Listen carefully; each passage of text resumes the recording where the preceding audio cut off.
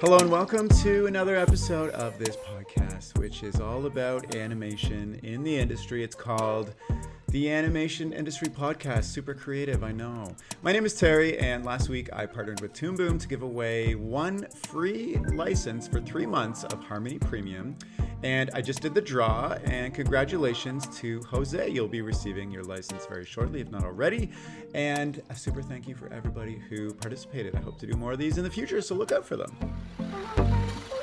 This chat is with the super talented guys who run Exit 73 Studios. Their names are Chris Burns and Bob Fox.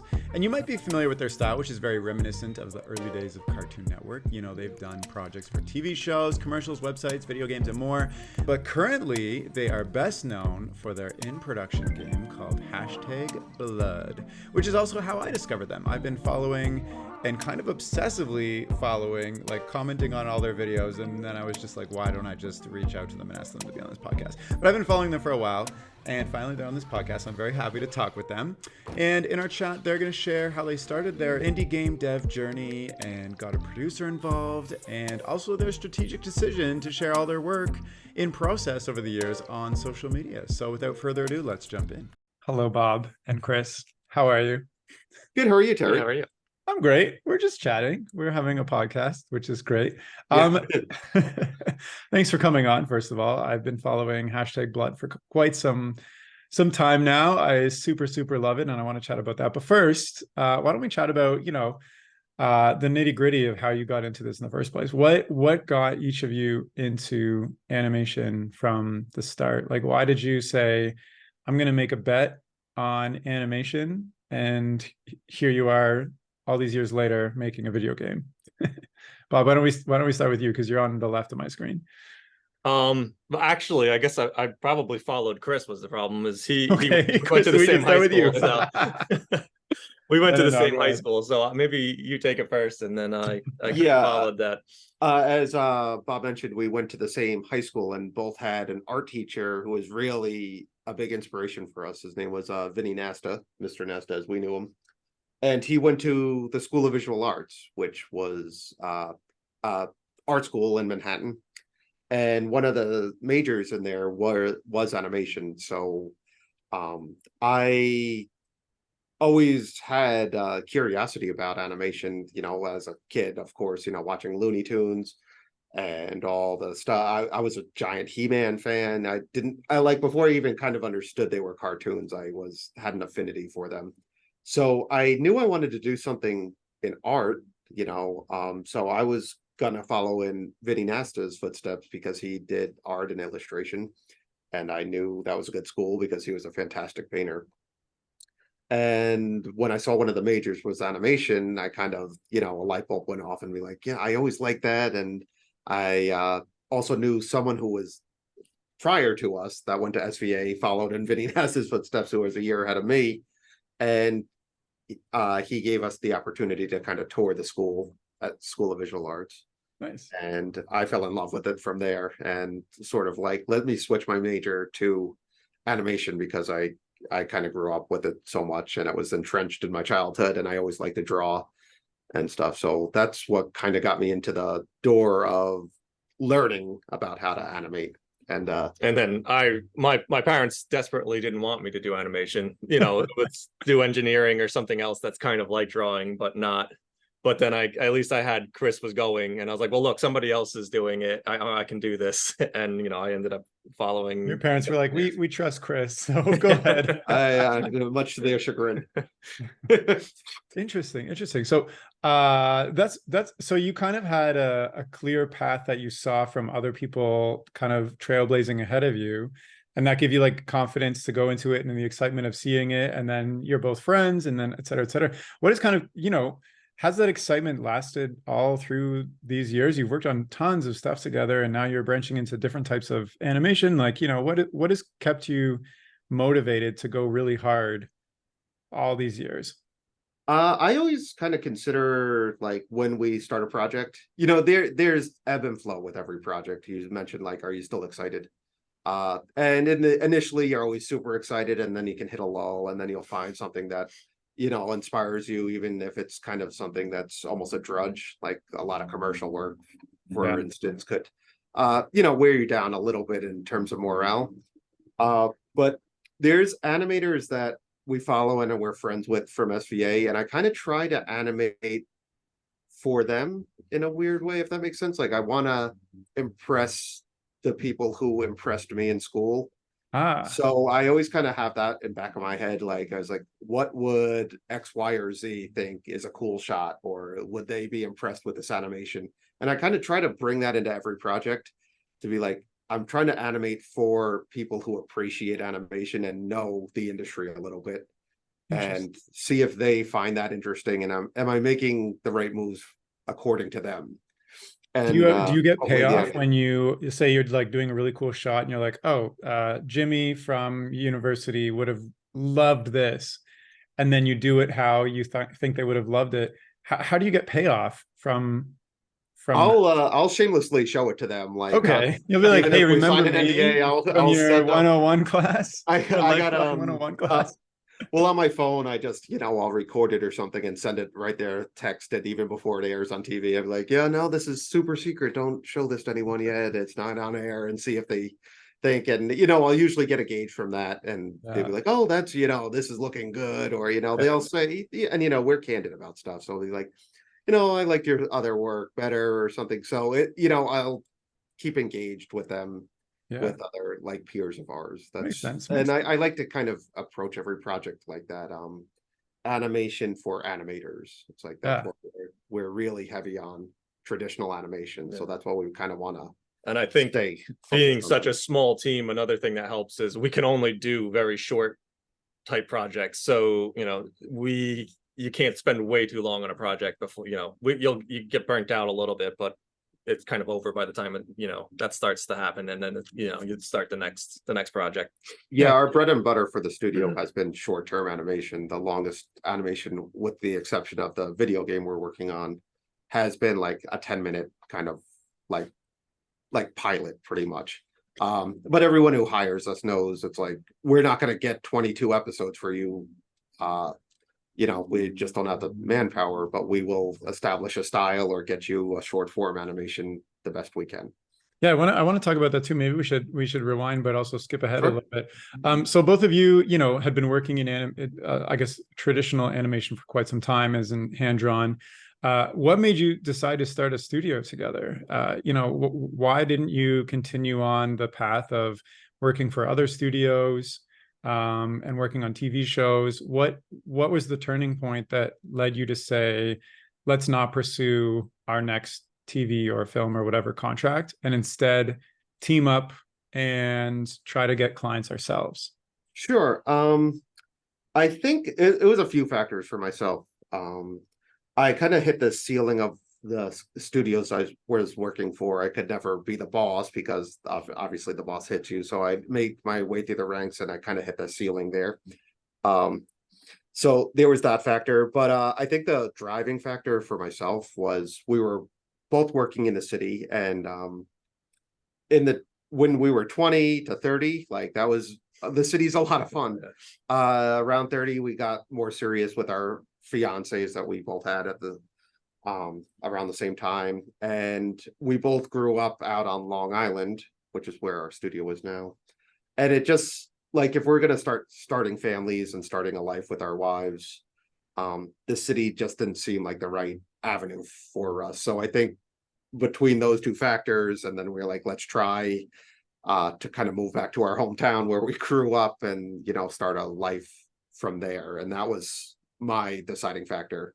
Was Yeah. I was kind of wary of the city and wanted to greener pastures on where our hometown was. I think I was also having burnout from like a Nick Jr. show that we were going into the fourth season, and I was like, I don't know if I can go back to the fourth season and do this anymore. There is a lot of factors like Yeah. that. You Yeah. once you're kind of go through the industry mill a little bit, you feel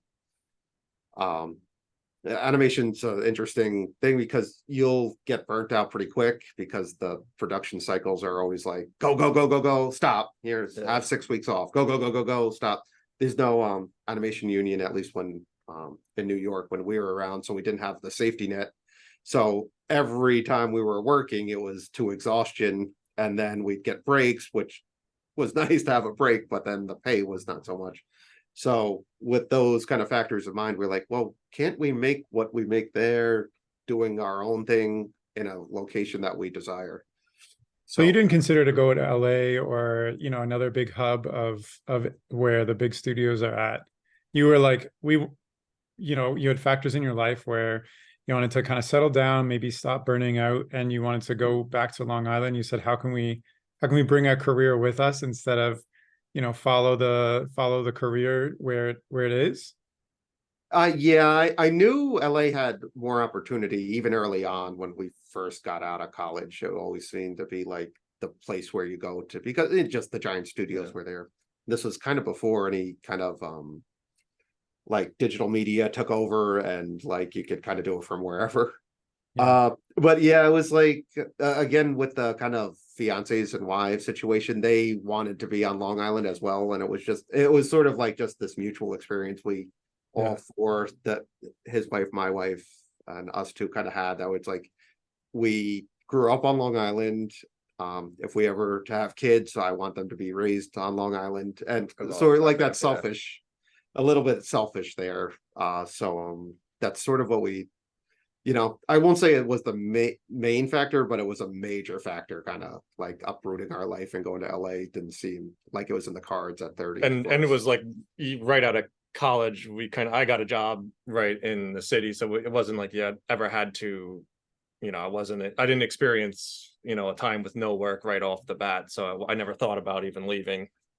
Right. Yeah, New York was very At kind to that us. point, We yeah. came in at good times too. I graduated a couple years before Bob, but the animation industry in the city wasn't bad at all. Like Yeah. we coasted from job to job and landed studios, and we were And I part of studios and stuff. think the best part of growing up in New York was the small studios. So you got to learn every aspect of how to kind of run a business, how to run an animation studio, because you had to do everything from compositing, you know, editing, storyboards. So you got to Right. learn everything. Yeah, the small studio was one of our best teachers, because you're just forced to learn every kind of aspect.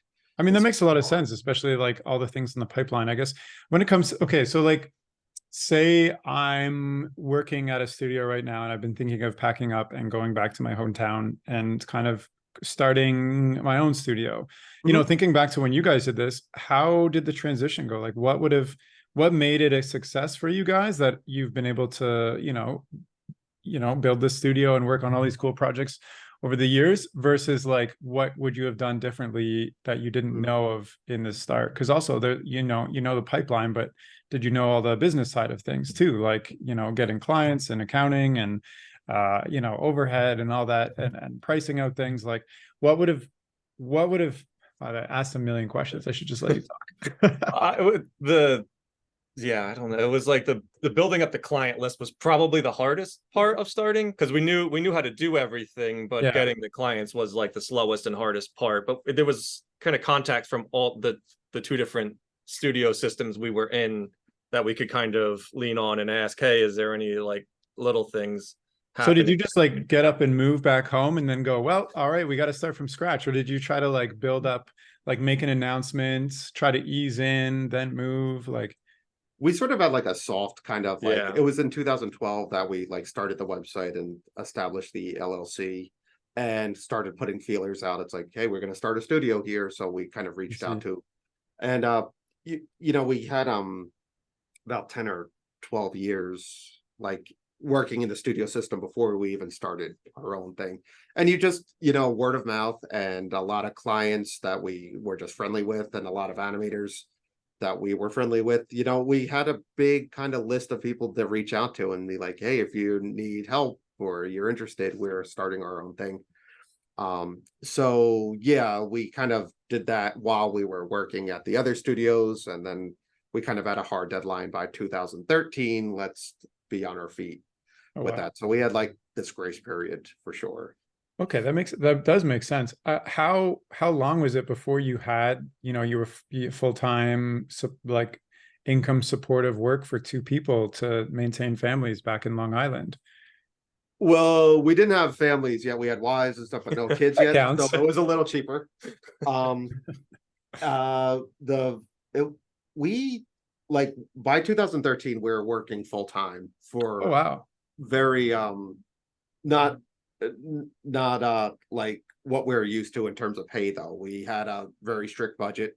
We knew what we had to make every month, and we kind of broke it down to what we would need per diem and kind of work backwards that way.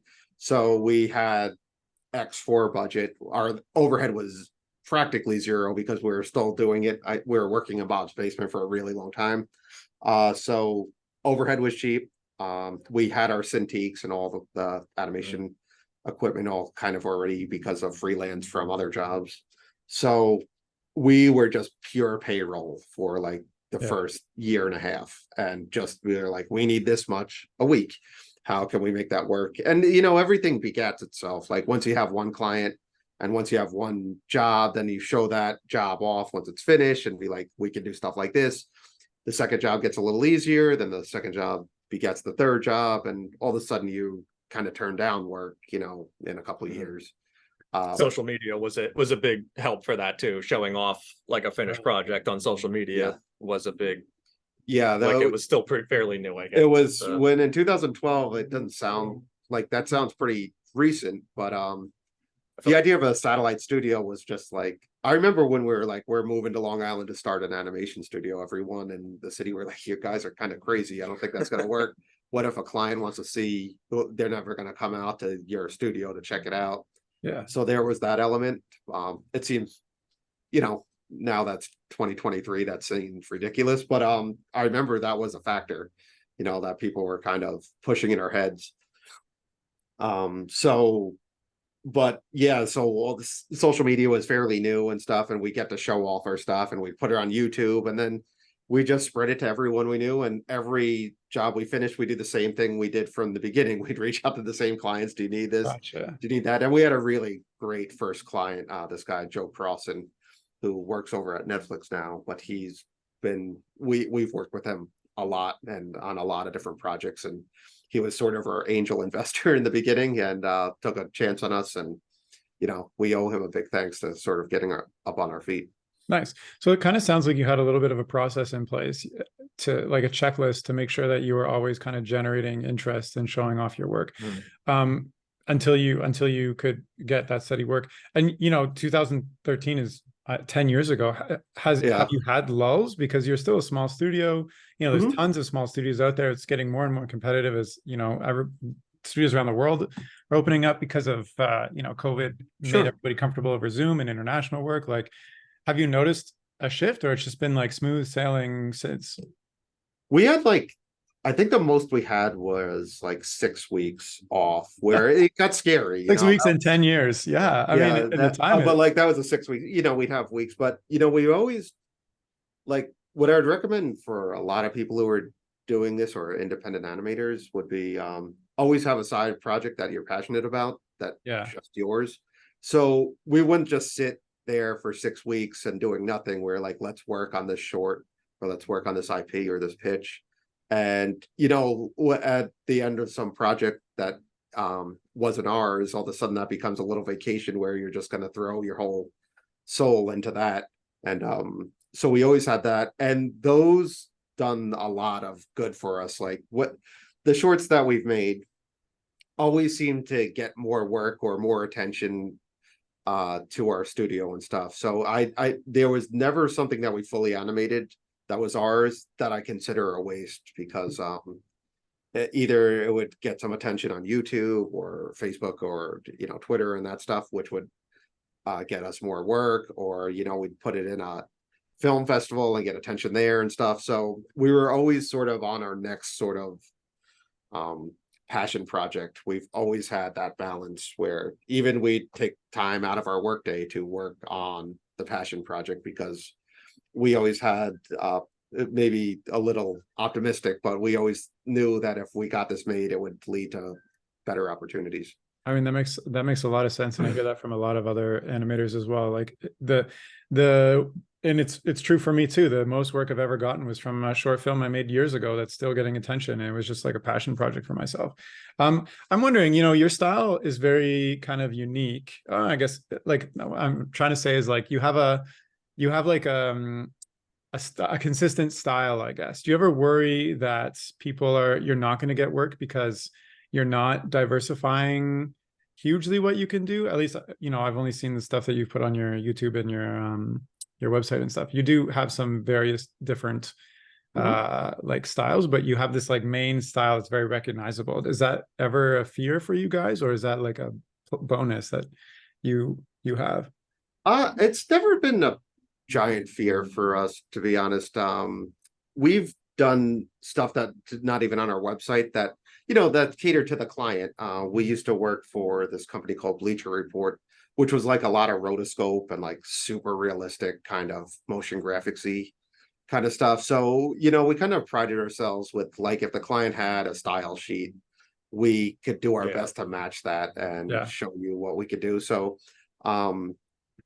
it didn't seem to hurt us, though. That's it could have, like, someone could be like, oh, these guys can't do this style. I mean, we can't do 3D. That's the one thing, but we could always try to match anything we could do in 2D. We would always try to match to whatever they wanted. Yeah, a lot of clients will come. It's like, can you do like an 80s style? We were working on a project that was strictly 80s for a while, and we knew as product of the 80s, we would be happy to try. And that client seemed to think we executed it correctly. So product of the 80s. Yeah.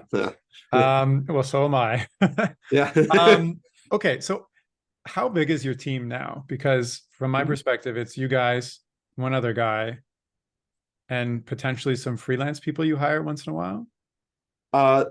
We have two kind of things going on. We have Exit 73 Studios, which is just the animation portion, which is just Bob and myself. That's just okay. us. And everything that's been on our website or on Twitter has primarily been just us two. So what is maybe held back is the wrong word, but what's held you back from growing the team and getting bigger projects? Because you also said you only kind of do short form. What has kept you from doing longer form and hiring 10 to 15 people for a big project and pitching on those bigger projects rather than kind of keeping it in the family? I suppose we sort of just catered our business model to be like, we're two animators and we could probably do the job of 3 to 4 people. So if we charge for 3 to 4 people, we'll always have a profit margin. So that's hard to scale, to be honest, because if you hire someone and you're like, can you do the job of 2 people?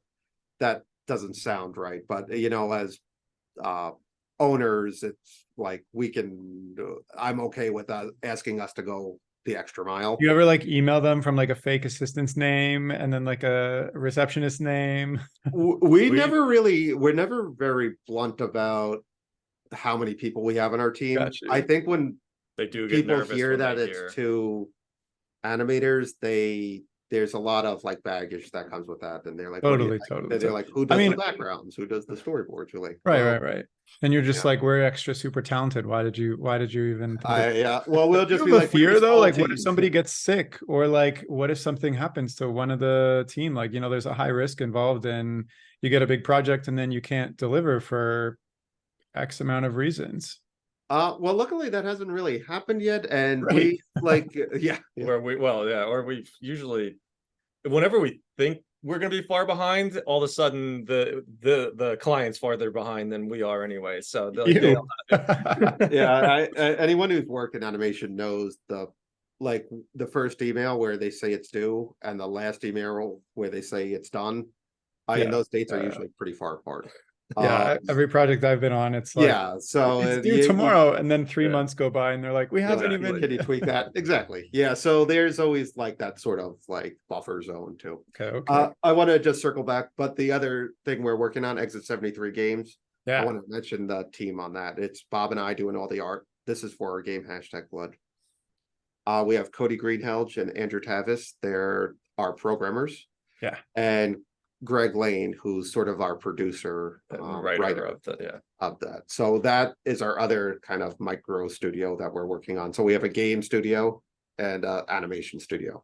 So But there, yeah. 5, did I count correctly? 5 Yes. people? That's 5 for the video game. Yes. Wow, that's a really small team. And what about like there's art and art integration. What about like music and like I don't know, backgrounds and technical, all that stuff? That's all. Everyone you just everything you just named is Bob. He does music. Wow, Bob is everything. Yeah. Bob. And Bob wears a ton of hats. How did you get into music when you're an animator all these years? Like, I just like, I don't really know music. I just like messing around in Logic and doing, I've been doing that great. for Don't years. know so. music, but just doing Yeah. all the music.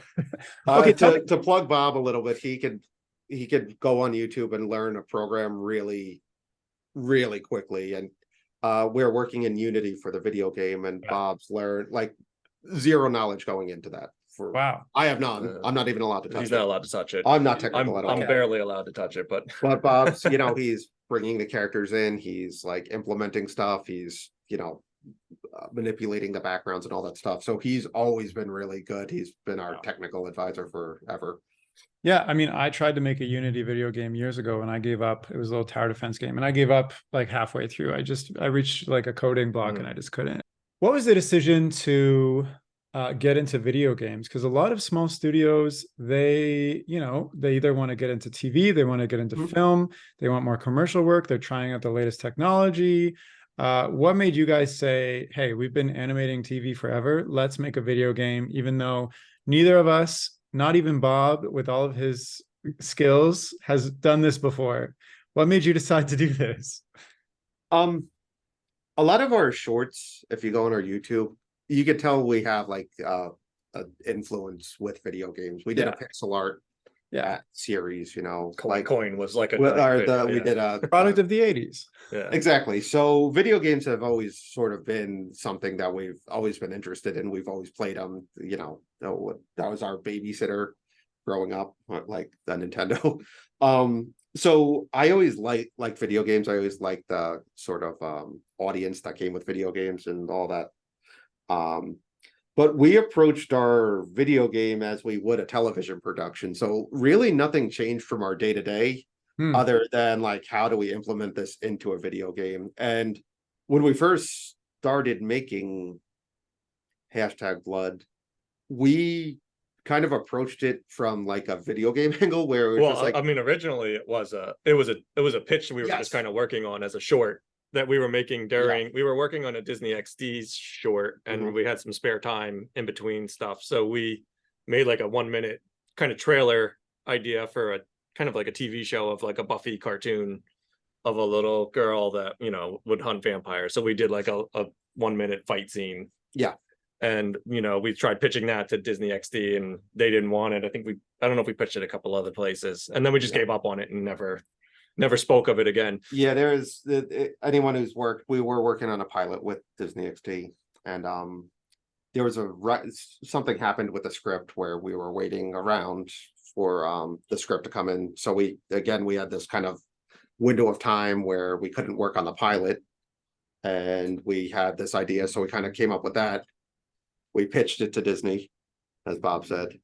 They said, they brushed it off, and then we resumed production with the pilot. So we're just like, all right, whatever, we're back working. So we had this like 45-second video, super stylized. There's zero, I think it was monochrome.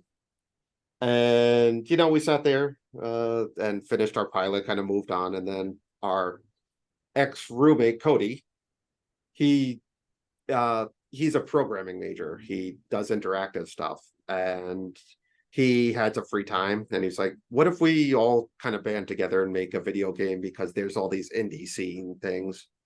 Like there's these indie festivals that you can go. If you just get a little demo together, we can all go together and see if we could just make something. And he was looking through our failed pitch packets and he came across #Blood and, something clicked. It's like, well, that would probably make a better video game than a television show because hunting vampires is a lot more fun interactive, I'm guessing.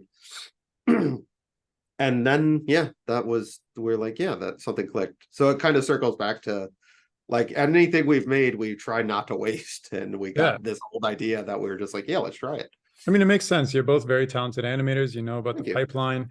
You just had like a little bit of a gap in video game knowledge, but now you have somebody who's interested in doing that. Mhm. Where did you get working on a video game? I'm assuming it's more than part-time. It takes massive investment. There's tons of art that needs to be made, tons of integration, all that stuff. Like where is that? Is this all just in your spare time, or The very first couple of beginning, year or two was strictly spare time. yeah, we had these imaginary deadlines to try to get to these festivals, like these places like MagFest or Too Many Games, a lot of East Coast stuff. So we had these deadlines, and we actually, the first thing we did was manufacture a trailer or like gameplay that wasn't it wasn't in Unity yet. I sat right, there and animated it was this. a video. Yeah. I made a video, and that was purely me animating that in Flash as if a player was. So every move that looks like a player was, I would hand drew it. And we sent that, and they were like, "Yeah, you could get this game in here." And then we're like, then we go kind of starstruck a little bit. We're like, "Oh, I guess we got to make this now." So we had this artificial deadline that we know we didn't want to kind of embarrass ourselves, so we set it up that way, and then we did it in our spare time. And we had all the assets from the video itself, so it wasn't like, starting from scratch, really. So okay, so interesting.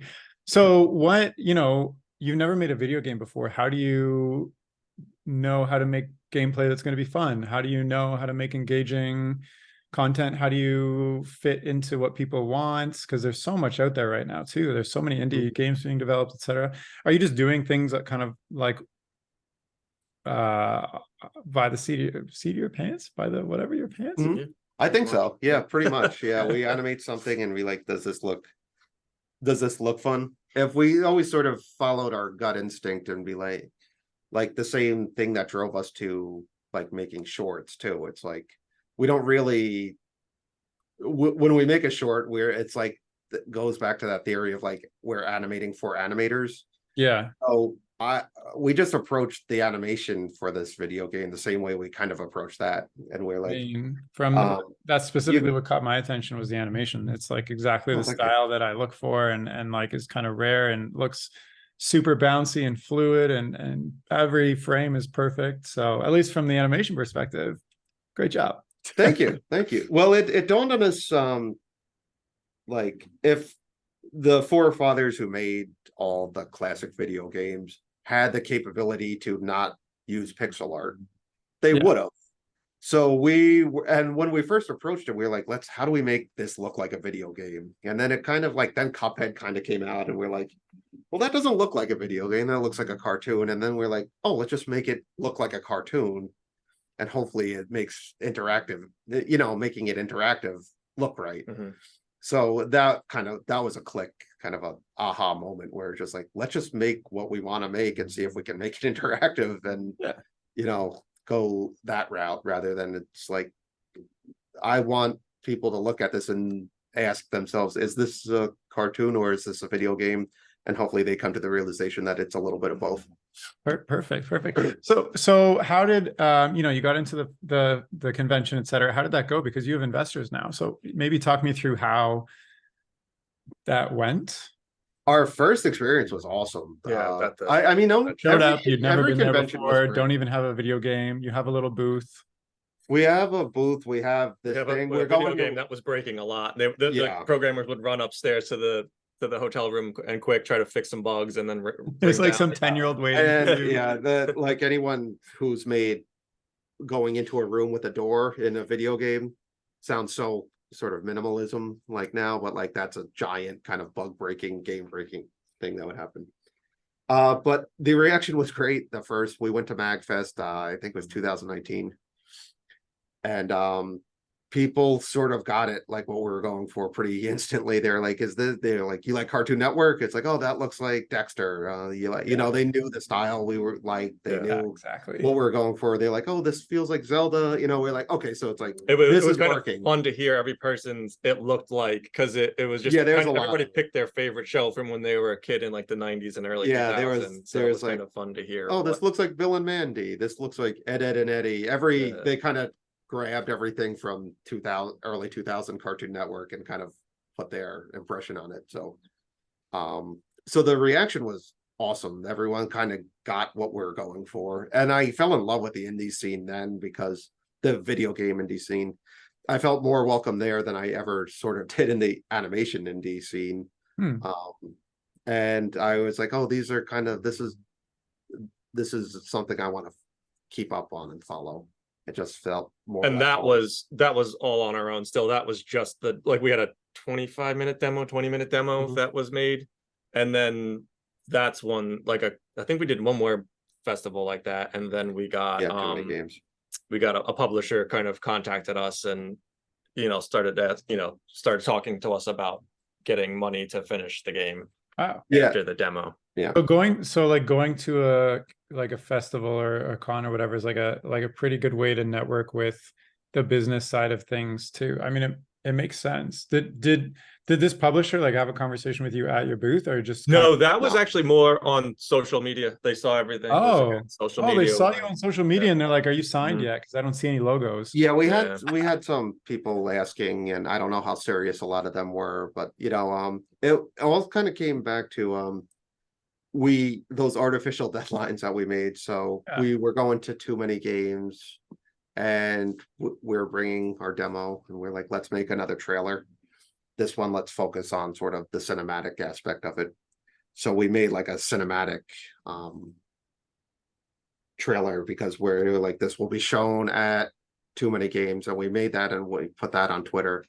And that's when Humble contacted us. And they were like, we like the look of this, let's talk. And that opened the doors for us. So what is the advantage? I mean, I know there are a bunch, but what is the advantage of going with a publisher suddenly? Because do they, because I'm sure there's some give and take. They have some say in what you do. They give you some money. They give you distribution. What are kind of the pros and cons you see with going with a publisher versus continuing to develop on your own and try to continue to wrangle social media and launch on Steam or whatever yourselves? I didn't have a lot of cons, to be frank. They've been really good. They kind of know our vision. They're really accommodating to our thoughts and what we think the game should be. And the biggest pro was that 5 adults with mortgages and families could work full time on this game all of a sudden, which was not happening. And we had no say over the programmers. They had their steady jobs that they left to do this for, and so their schedule and our schedule, we had no say on that. So if we were to work on a lot of animation, there was no say whether, hey, make this into a better demo and stuff. Now all of a sudden the publisher comes in and we can leave all our respective places and just focus on this full time was the biggest time. That was the. So you've been just working on #Blood full time for quite a while then. Yeah, there was some overlap when we were working on a show called Storybots, when we first got full time into I think I commented on your Instagram. I was like, as soon as I saw this in Storybots, I knew it was you guys, because it was. Oh, really? Thank you. Yeah, Storybots was awesome. That was one of the best experiences. I could do a whole podcast about how great that show was. So yeah, there's a little overlap, but we knew, come March or whatever the date we had, we were like, everyone's going to be on this full time. Yeah, it was insane how much more we could finally start getting done when we had just full days to work on. Oh, yeah, it's immeasurable because you just get a rhythm too. Like anyone who's animated, you can't really start and stop. Well, a lot of people have to. So it's not as we've been talking on this podcast, we're still animated. No, that's congratulations. That's incredible. There's so many people who try to manufacture success, and to hear how organically it started for you guys, and you just had these deadlines you were trying to hit, and you're just, it's a passion project and you're doing it for fun. I mean, I think that a lot speaks to that as well. You weren't trying to get the attention of somebody specifically by making something they might like or whatnot. And I mean, for me, the game stands out, and I've showed it to people too, and they've said the exact same things about the 90s, early 2000s kind of Dexter's Lab look. That's kind of originally what I saw as well. So cool. It's funny that you say that though, because we fell into that trap early on with pitching shorts to Nickelodeon for the shorts program and stuff. You're trying to make an animatic that you would think Nickelodeon Yeah. would like. And we Yeah, worked yeah. on we animated so many shorts for them, so we're like, oh, we can make it just like the ones we animated, and And they're like, no thanks. yeah. Yeah. No, What the heck? not that it's your idea. We don't like it. I mean, Um, I have like TV show pitches that I go around to like Nickelodeon, Cartoon Network every once in a while. And they always say, we love this, but can it be more like the stuff we already have? And it's like Yeah. the Yep. opposite problem. And you just hang on to these until somebody hopefully picks it up. But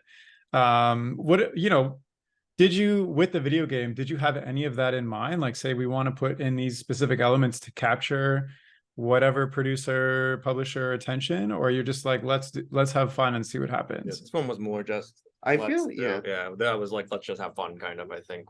I was always chasing the feeling from the first demo we've made and the reaction we got from the actual audience and seeing people play, and it felt like we're onto something, or we're hitting an aesthetic nerve that people seem to like, and we're like, oh well, let's continue down that road. If this many people liked it at this convention, hopefully that translates to it being more universally liked outside of this.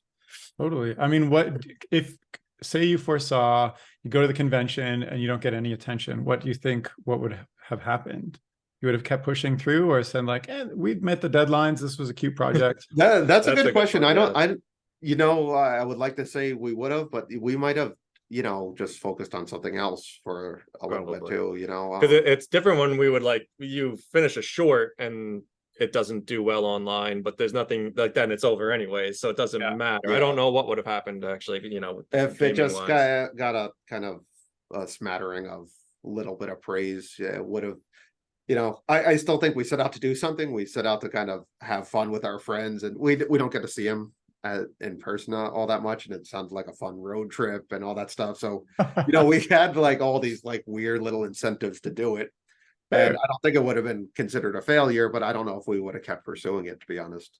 I mean, that's still awesome. And I love that you guys put like, you didn't just like, let's make this dumb little thing for a deadline. You actually like put a lot of heart and energy into it as well, because I've been on side projects where I don't really care, but I'm just doing it because my friends are involved or whatever. Yeah, exactly. And like I don't go all out. And then there must have been something that you all identified with on this game that I guess was super fun.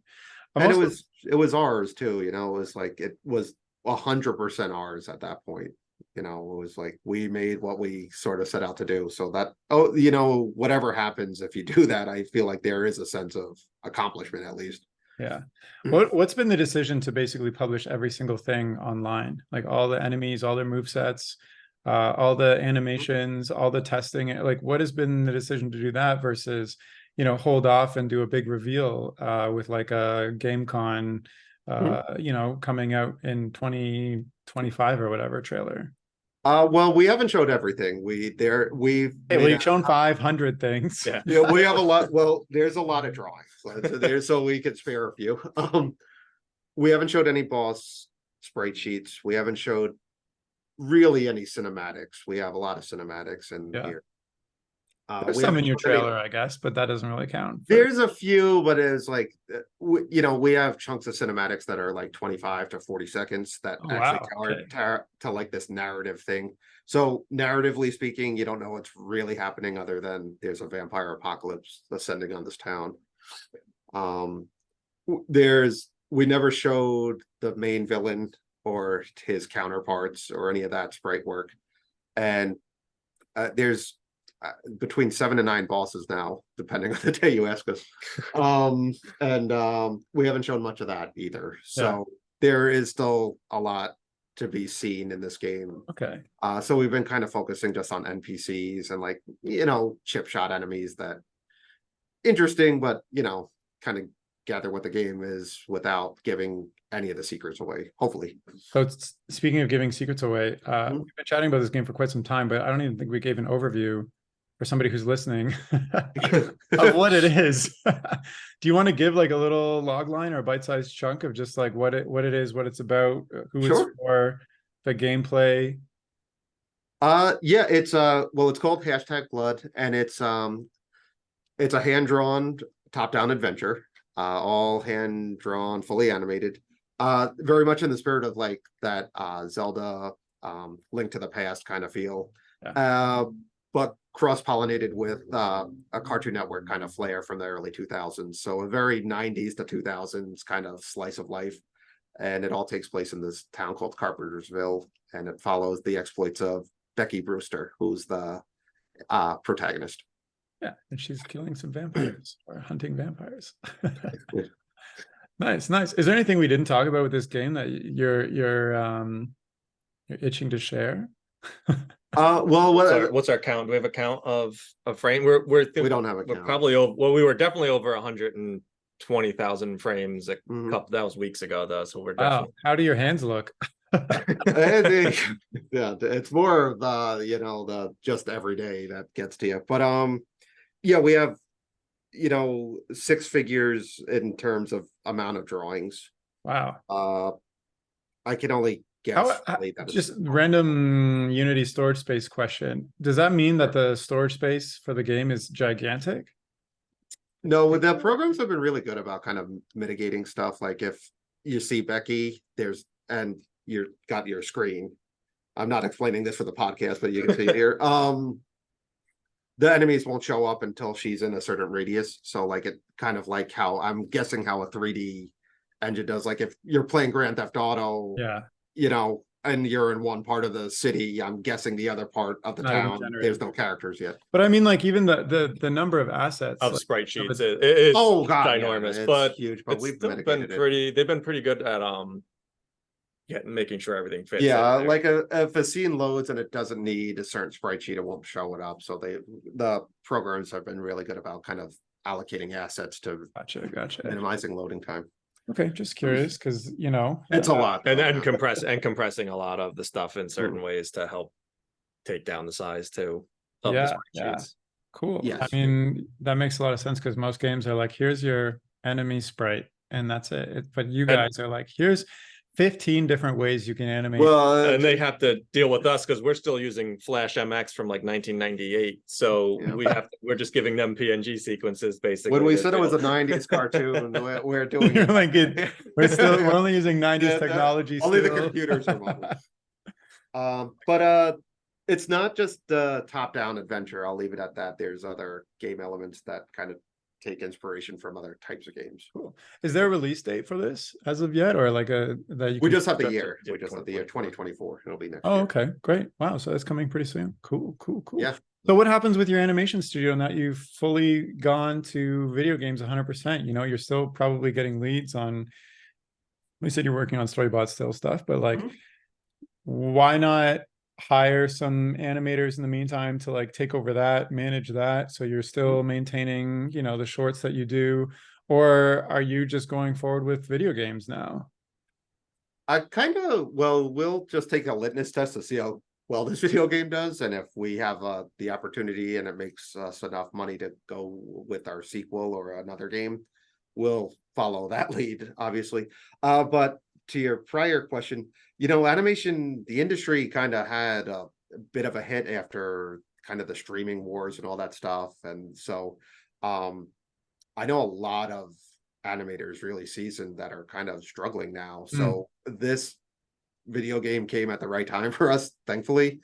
So where we used to get a lot more leads and stuff, those kind of dwindled. And I don't know if it's because we've primarily been focusing on the video game, or if it's a byproduct of the industry kind of having a little rough patch with everything right now, or a little bit of both. So makes sense. Makes a lot of sense to me. You've got this really great opportunity, and the industry's having a bit of lull on the other side. So it's not like people are knocking down your door to scramble you back into short animations. No, it hasn't been. We have been getting a lot more emails too about people needing work, which always sort of is a little bit of a barometer. Yeah. How the industry is going. Like we can kind of tell from our little, Venn diagram there. So cool. So the video game's coming out next year, which is great. You're fully into video games. You've got the studio animation through. Like you also mentioned, you have families and mortgages and kids, which are expensive now, and you're only two guys still with like a third.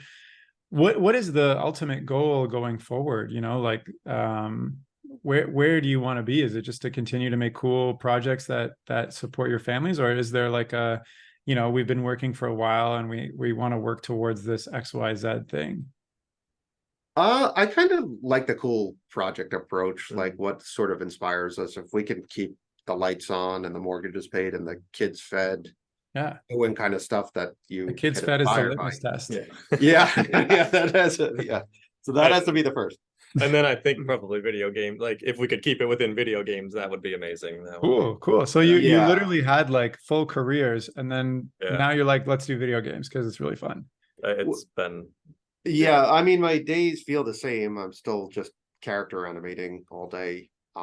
It just happens to be interactive now. I'm And really impressed that it's basic. All you guys, like, I've been following you for a while, and I'm like, I wonder how big their team is. It's probably small, but like, they're really, really, really consistent with their animation.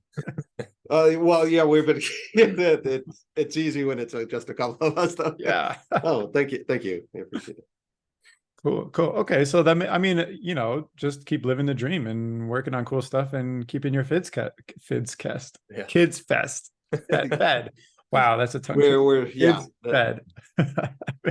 That's sort of the goal right now, and it took 20 years of animation experience to sort of get to that Right, point. right, I don't think I could have done that right out of college. Yeah. What would learning you to be say to? efficient. So no, I think just learning to be efficient over the years has been the biggest help. Like how fast we can get stuff done. Yeah, when you're a team of two for the animation, you have to learn how to get stuff done in a unique way to make it look interesting, make it look like more people worked on it, and quickly. So kind of those three forces working together. And you just learn so many tricks by doing that when you're forced to. So that's So can you give like, maybe this is a little bit abstract, but can you give an example of a trick that has really sped up your animation while making it look really quality? Like your shimmers a lot. They're like, if you want something to feel alive, say like a hand drawn or drawn back look, you can make, this is a Flash thing or an Adobe Animate thing where you can make a symbol and trace back the symbol itself a couple times.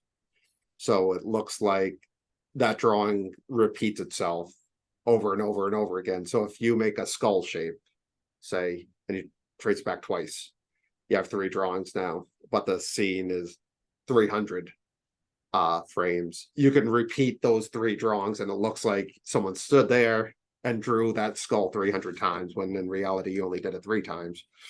So it's like stuff like that. A boil is shimmer. I've heard it called line boil. Correct. Okay. So yeah, there's that kind of stuff, but mostly it's like shot composition. You kind of learn how to how do you tell this story in an efficient way, and it's like that's when boarding comes in mind. It's like, oh, we'll use a close-up here and then we'll use a overshot. You have to draw the hands 500 times over if you just close up on the neck.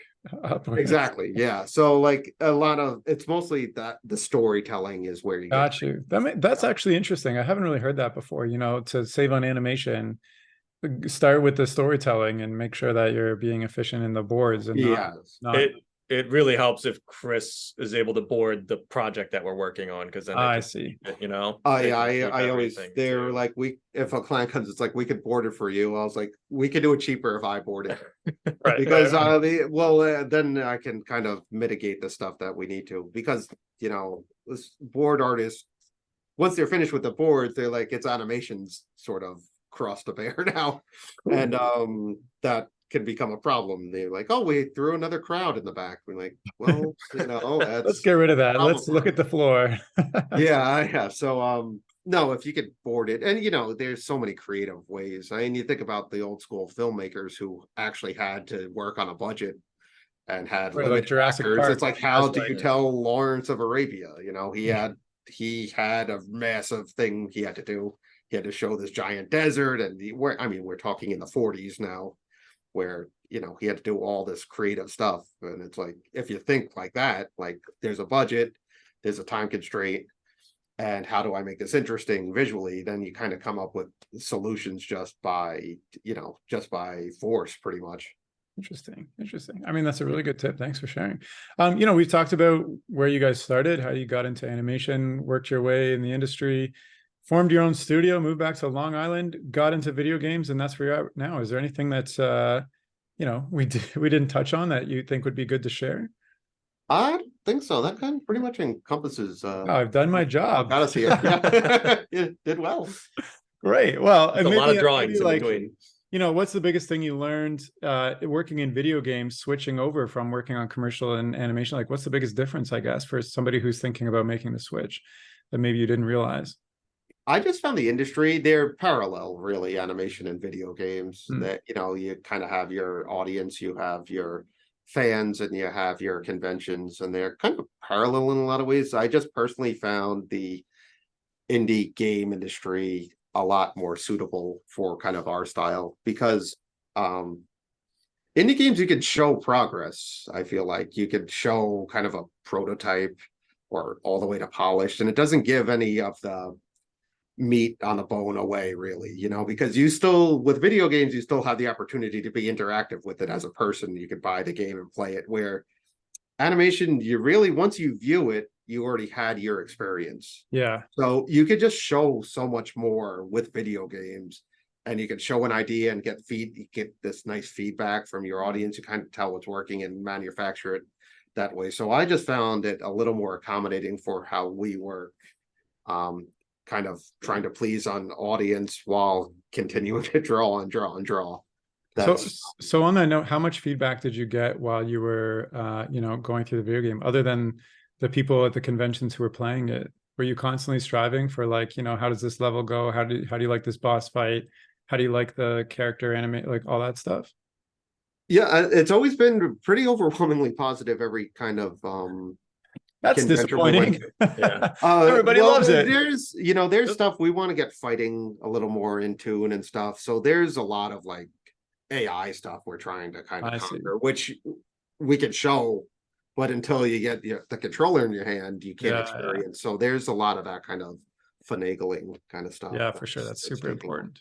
Yeah. And even at the conventions, you would get like comments that people would say things. You're like, oh, that's something we were concerned about too. So it's like we definitely could fix this. Or a lot of it reinforces sort of your fears and your. I ended up redoing a lot of the backgrounds because there's a lot of like people had some interesting things with the doors on the side walls. So we kind of gave a little bit more perspective to all the rooms, a little like to have like a little bit more up angle on the doors on the sides of the rooms and stuff now. So watching people play has been really interesting. They're trying to like get into rooms that don't like exist. Is that what you mean? Well, they were just watching that, like we just were flipping doors, so they were like all the same perspective looking drawings on everything, and people kind of felt we were listening to people playing it and they're like, oh, this looks a little strange, something strange about the art. I see. It's too square, perfect perspective. Yeah. Exactly. Okay. Interesting. Cool. Well, do you have any other thoughts as we wrap up here, Bob and Chris? No, I don't think so. No. Great. Well, thank you so much for coming on the chat. It's been a pleasure, and thank you for taking the time out of your busy video game life to come on the podcast. Oh, happy to. Thanks for reaching out. I'm happy to do. Yeah, of course. Sure. And if you're listening and you want to, follow #Blood or check out Exit 73 Studios or just get in touch with Chris and Bob, you can do so by hitting them up on their Twitter, their Instagram, their YouTube, or their website, which is all Exit 73 Studios. And if you want to get #Blood in your wish list, I'm going to include the link to the Steam store in that as well. So check that out. They're all in the description of this chat. And that's all for now. So thank you so much for listening. Okay, bye.